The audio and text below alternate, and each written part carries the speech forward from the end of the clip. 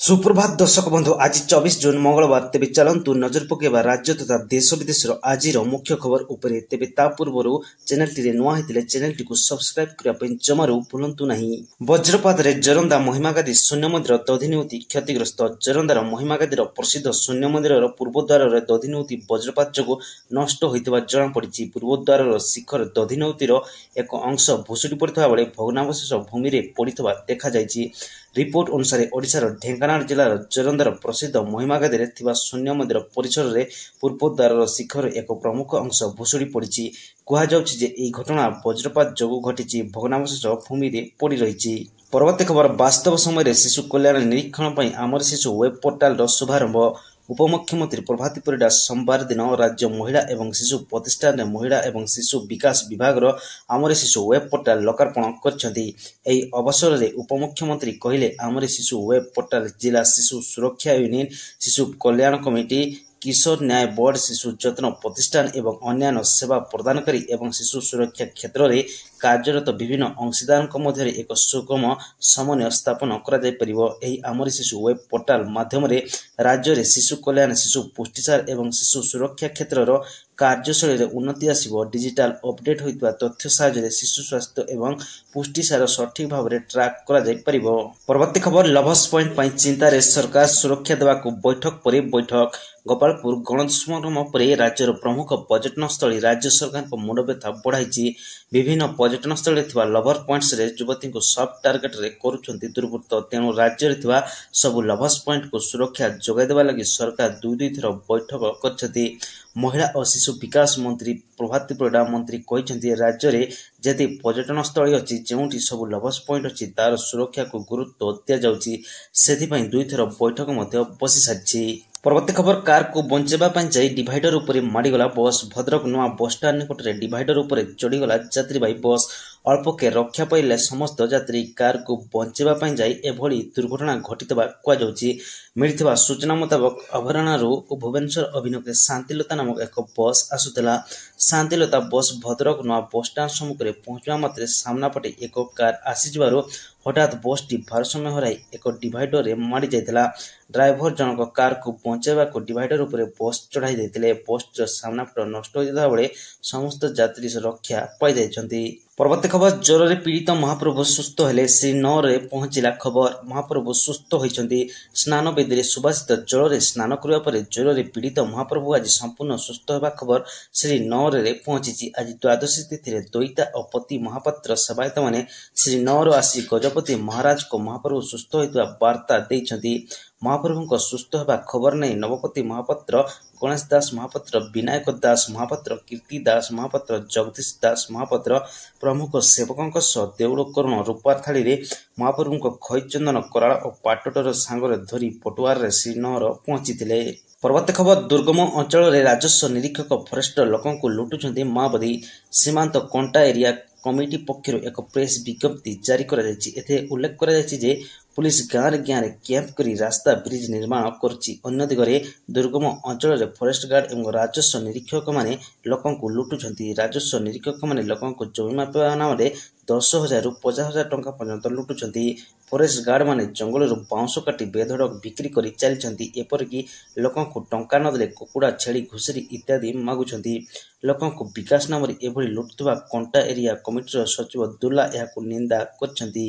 परवर्ती खबर बगी बगी अलगा हला अधारे अटकिला हीराखंड एक्सप्रेस ट्रेन। छत्तीसगढ़ जगदलपुर भुवनेश्वर अभिमुखे बाहरी हीराखंड एक्सप्रेस ट्रेन पुणी अघटनर शिकार होइछि।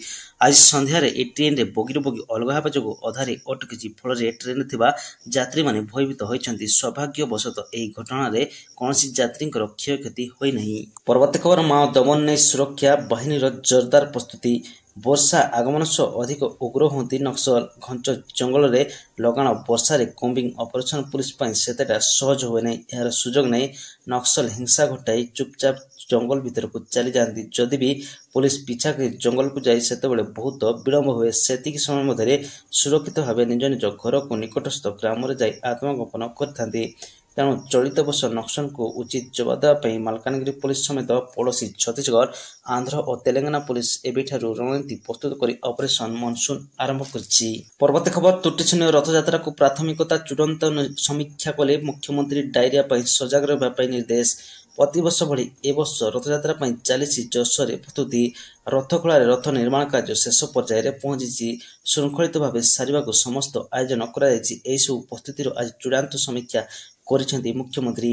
ପୁରୀ ପୌରସଂସ୍ଥାର ଟାଉନ ହଲଠାରେ ଆୟୋଜିତ ବୈଠକରେ ଯୋଗଦେଇ ମନ୍ତ୍ରୀ ରଥଯାତ୍ରା ପରିଚାଳନା ବ୍ୟବସ୍ଥା ସମ୍ମୁଖରେ ସମୀକ୍ଷା କରିଅଛନ୍ତି। ଲକ୍ଷ ଲକ୍ଷ ଶ୍ରଦ୍ଧାଳୁଙ୍କ ସମାଗମକୁ ନଜରରେ ରଖି ସୁରକ୍ଷା ଦୃଷ୍ଟିରୁ ସ୍ୱତନ୍ତ୍ର ବ୍ୟବସ୍ଥା କରାଯାଇଛି। ତେବେ ବିଭିନ୍ନ ଜିଲ୍ଲାରେ ଡାଇରିଆ ଲାଗି ରହିଥିବାର ସତର୍କତା ହୋଇଛି ସ୍ୱାସ୍ଥ୍ୟ ବିଭାଗ। ଏଥିପାଇଁ 268ଟି ଜରୁରୀକାଳୀନ ଶଯ୍ୟା ସହ ବର୍ଣ୍ଣ ୱାର୍ଡ ଡାଇରିଆ ପାଇଁ ସ୍ୱତନ୍ତ୍ର ବ୍ୟବସ୍ଥା କରାଯାଇଛି। ପରବର୍ତ୍ତୀ ଖବର, ଜଙ୍ଗଲଜାତ ଦ୍ରବ୍ୟ ଯୋଗାଉଛି ଆହାର। ମହୁଲ ଫୁଲ ପରେ ଏବେ ଫଳ ଦଉଛି ରୋଜଗାର। ଜଙ୍ଗଲଜାତ ଦ୍ରବ୍ୟ ଯୋଗାଉଛି ଆହାର। ଜନଜାତିଙ୍କ ରୋଜଗାରର ପ୍ରମୁଖ ମାଧ୍ୟମ ପାଲଟିଛି ଜଙ୍ଗଲଜାତ ଦ୍ରବ୍ୟ। ମହୁଲ ଫୁଲ ସଂଗ୍ରହ ପରେ ମହୁଲ ଫଳ ବା ଟୋଲକୁ ବିକି ଗୁଜରାଣ ମେଣ୍ଟାଉଛନ୍ତି ମାଲକାନଗିରି ଜିଲ୍ଲାର ହଜାର ହଜାର ପରିବାର। କିନ୍ତୁ ଓଡ଼ିଶାରେ ଏଥିପାଇଁ ମଣ୍ଡି ସୁବିଧା ନାହିଁ। ମହୁଲ ଫୁଲ ଓ ଟୋଲ କିଣାବିକା ଉପରେ ଅବକାରୀ ବିଭାଗର କଟକଣା ଅଛି। ତେଣୁ ଲୋକମାନେ ଛତିଶଗଡ଼ର ବଜାର ଉପରେ ନିର୍ଭର କରି ଚଳୁଛନ୍ତି। ପରବର୍ତ୍ତୀ ଖବର, ରାଜ୍ୟ ସରକାରଙ୍କ ବଡ଼ ନିଷ୍ପତ୍ତି। ପରୀକ୍ଷା ଫି ଛାଡ଼ କଲେ ସରକାର। ପରୀକ୍ଷା ପରିଚାଳନା ନେଇ ରାଜ୍ୟ ସରକାରଙ୍କ ବଡ଼ ନିଷ୍ପତ୍ତି।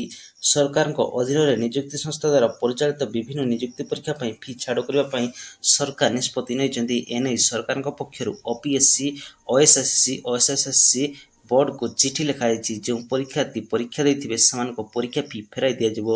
ଏହାଦ୍ୱାରା ଲକ୍ଷ ଲକ୍ଷ ପରୀକ୍ଷାର୍ଥୀ ଉପକୃତ ହେବେ। ଯେଉଁମାନେ ପରୀକ୍ଷାକୁ ଗୁରୁତ୍ୱର ସହ ନ ନେଇ ପରୀକ୍ଷା ଦେଉନାହାନ୍ତି ସେମାନଙ୍କ ପାଇଁ ଏହା ଲାଗୁ ହେବ ନାହିଁ।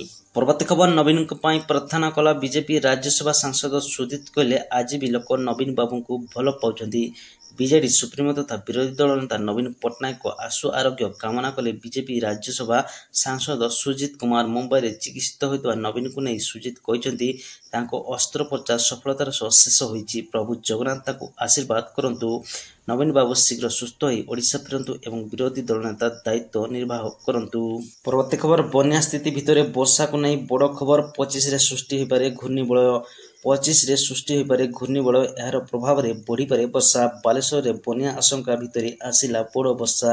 25 ଜୁନ୍ ପାଖାପାଖି ପଶ୍ଚିମବଙ୍ଗ ଏବଂ ଆଖପାଖ ଅଞ୍ଚଳ ଉପରେ ଏକ ବାୟୁମଣ୍ଡଳ ସ୍ତରୀୟ ଘୂର୍ଣ୍ଣିବଳୟ ସୃଷ୍ଟି ହେବାର ସମ୍ଭାବନା ରହିଛି, ଯାହାର ପ୍ରଭାବରେ ଲଘୁଚାପ ସୃଷ୍ଟି ହୋଇପାରେ। ଉତ୍ତର ଓଡ଼ିଶାରେ ରହିଛି ବଡ଼ ବର୍ଷା। ଏଥିପାଇଁ ଉତ୍ତର ଓଡ଼ିଶାରେ ଅରେଞ୍ଜ ଆଲର୍ଟ ଜାରି କରାଯାଇଛି। 26 ଜୁନ୍ ମଧ୍ୟରେ ଓଡ଼ିଶାର କେନ୍ଦୁଝର, ମୟୂରଭଞ୍ଜ, ବାଲେଶ୍ୱର, ଗଜପତି, ଗଞ୍ଜାମ ଜିଲ୍ଲାରେ ଗୋଟିଏ କିମ୍ବା ଦୁଇଟି ସ୍ଥାନରେ ବିଜୁଳି ଘଡ଼ଘଡ଼ି ସହ ପ୍ରବଳରୁ ଅତି ପ୍ରବଳ ବର୍ଷାର ସମ୍ଭାବନା ରହିଛି।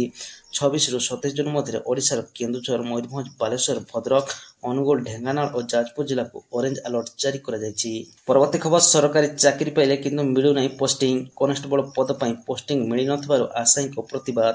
ସରକାରୀ ଚାକିରି ପାଇଲେ କିନ୍ତୁ ମିଳୁନାହିଁ ପୋଷ୍ଟିଂ। ରାଜ୍ୟ ପ୍ରବର୍ତ୍ତନ ମଣ୍ଡଳ ପକ୍ଷରୁ କନେଷ୍ଟବଳ ନିଯୁକ୍ତି ପାଇଁ ହୋଇଥିବା ପରୀକ୍ଷାରେ 2080 ପଦବୀ ପାଇଁ 1853 ଜଣ ପରୀକ୍ଷାର୍ଥୀ ଉତ୍ତୀର୍ଣ୍ଣ ହୋଇଥିଲେ। ସରକାରଙ୍କ ପକ୍ଷରୁ ନିଯୁକ୍ତି ପତ୍ର ବି ମିଳିଲା, କିନ୍ତୁ ସରକାର ପୋଷ୍ଟିଂ ଦେବାରେ ବିଳମ୍ବ କରୁଥିବାରୁ ପରୀକ୍ଷାର୍ଥୀମାନେ ବିରୋଧ ପ୍ରଦର୍ଶନ କରିଛନ୍ତି। ରାସ୍ତାରେ ଆଣ୍ଠାଇ ପୋଷ୍ଟିଂ ଦେବାକୁ ସରକାରଙ୍କୁ ନିବେଦନ କରିଛନ୍ତି ପରୀକ୍ଷାର୍ଥୀ। ପରବର୍ତ୍ତୀ ଖବର, ମହାପ୍ରସାଦରେ ରାସାୟନିକ ଯୁକ୍ତ ଚାଉଳ ବ୍ୟବହାରକୁ ନା, ମହାପ୍ରଭୁଙ୍କ କୋଠଭୋଗରେ ଲାଗି ହେବ ଜୈବିକ ଚାଉଳ।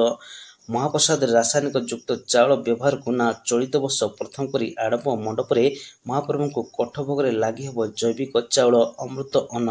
ଭୋଗମଣ୍ଡପରେ ମଧ୍ୟ ନିର୍ଦ୍ଦିଷ୍ଟ ପରିମାଣର ଅନ୍ନ ମହାପ୍ରସାଦ ରନ୍ଧା ହେବ। ସୁଲଭ ଦରରେ ଏହି ମହାପ୍ରସାଦ ପାଇବେ ଭକ୍ତ। ମହାପ୍ରସାଦର ଗାରିମା ଓ ମର୍ଯ୍ୟାଦାକୁ ଅକ୍ଷୁଣ୍ଣ ରଖିବା ପାଇଁ ଏଭଳି ନିଷ୍ପତ୍ତି ନିଆଯାଇଛି। ପରବର୍ତ୍ତୀ ଖବର, ଦେବଦୂତ ସାଜୁଛି ଅପରେସନ ସିନ୍ଧୁ। ଆଜି ରାତିରେ ଇସ୍ରାଏଲରୁ ଫେରିବେ 161ଟି ଭାରତୀୟ। ଯୁଦ୍ଧଭୂମିରୁ ଫେରୁଛନ୍ତି ଜୀବନ। ଅପରେସନ ସିନ୍ଧୁ ଜରିଆରେ ସ୍ୱଦେଶ ଫେରୁଛନ୍ତି ଭାରତୀୟ। ଇସ୍ରାଏଲର ଯୁଦ୍ଧ ପରିସ୍ଥିତି ଭିତରେ ଭୟଭୀତ ଥିବା ଭାରତୀୟଙ୍କୁ ସୁରକ୍ଷିତ ସ୍ଥାନାନ୍ତର କରିବା ଆରମ୍ଭ ହୋଇଥିବା ବେଳେ ଅପରେସନ ସିନ୍ଧୁ ଇସ୍ରାଏଲରେ ଥିବା ଭାରତୀୟମାନଙ୍କ ପାଇଁ ଦେବଦୂତ ସାଜିଛି ଆଉ ସେମାନଙ୍କୁ ଭାରତ ଫେରାଇ ଆଣୁଛି। ପରବର୍ତ୍ତୀ ଖବର, ଇରାନ ଉପରେ ଟ୍ରମ୍ପଙ୍କ ଆକ୍ରମଣକୁ ଭୁରି ଭୁରି ପ୍ରଶଂସା କଲେ ନେତାନ୍ୟାହୁ। ମଧ୍ୟପ୍ରାଚ୍ୟରେ ଚାଲିଥିବା ସଂଘର୍ଷର ଅଂଶସ୍ୱରୂପ ଆମେରିକା ଇରାନର 3ଟି ପରମାଣୁ ପ୍ରତିଷ୍ଠାନ ଉପରେ ବିମାନ ଆକ୍ରମଣ କରିଛି। ଏହାପରେ ଏକ ସୋସିଆଲ ମିଡିଆ ବିବୃତ୍ତିରେ ଆମେରିକା ରାଷ୍ଟ୍ରପତି ଡୋନାଲ୍ଡ ଟ୍ରମ୍ପ କହିଛନ୍ତି କି ଆମେରିକା ଯୁଦ୍ଧ ବିମାନ ଫର୍ଡୋ, ନାଟାଞ୍ଜ ଏବଂ ଇସ୍ଫହାନରେ ଥିବା ସ୍ଥାନଗୁଡ଼ିକ ଟାର୍ଗେଟ କରିଛି ଏବଂ ସମସ୍ତ ବିମାନ ସୁରକ୍ଷିତ ଭାବରେ ଇରାନରୁ ବାହାରି ଯାଇଛି। ଏହି ସମୟରେ ଇସ୍ରାଏଲ ପ୍ରଧାନମନ୍ତ୍ରୀ ବେଞ୍ଜାମିନ୍ ନେତାନ୍ୟାହୁ ସାର୍ବଜନୀନ ଭାବରେ ଆମେରିକାର ପ୍ରଶଂସା କରିଛନ୍ତି। ନେତାନ୍ୟାହୁ ଏକ ଭିଡିଓ ସମ୍ବୋଧନରେ କହିଛନ୍ତି, ରାଷ୍ଟ୍ରପତି ଟ୍ରମ୍ପ ଏବଂ ମୁଁ ପ୍ରାୟତଃ କହୁଛୁ ଯେ ଶକ୍ତି ମାଧ୍ୟମରେ ଶାନ୍ତି, ପ୍ରଥମେ ଶକ୍ତି ଆସେ ତାପରେ ଶାନ୍ତି ଆସେ ଏବଂ ଆଜି ରାତିରେ ଡୋନାଲ୍ଡ ଟ୍ରମ୍ପ ଏବଂ ଆମେରିକା ବହୁତ ଶକ୍ତି ସହିତ କାର୍ଯ୍ୟ କରିଛନ୍ତି। ତେବେ ଆଜିର ମୁଖ୍ୟ ଖବର ଆଜି ପାଇଁ ଏତିକି। ଯଦି ଭିଡିଓଟି ଭଲ ଲାଗୁଛି ତେବେ ଲାଇକ୍ସ ଏବଂ ସବସ୍କ୍ରାଇବ କରିବା ପାଇଁ ଜମାରୁ ଭୁଲନ୍ତୁ ନାହିଁ।